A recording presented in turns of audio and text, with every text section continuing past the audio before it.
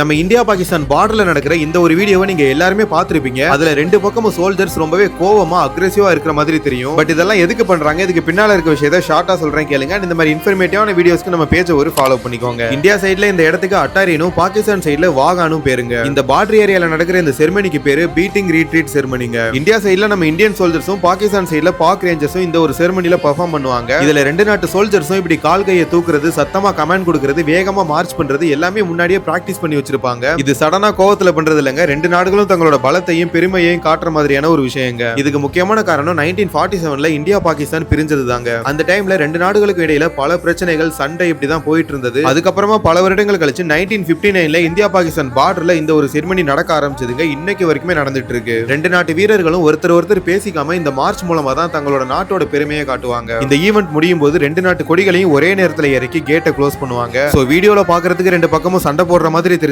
இது நிஜமான சண்டை இல்லங்க. ரெண்டு நாடுகளுக்கு நடுவுல பல வருடங்களா நடந்துட்டு வர ஒரு மிலிட்டரி செர்மனி தாங்க.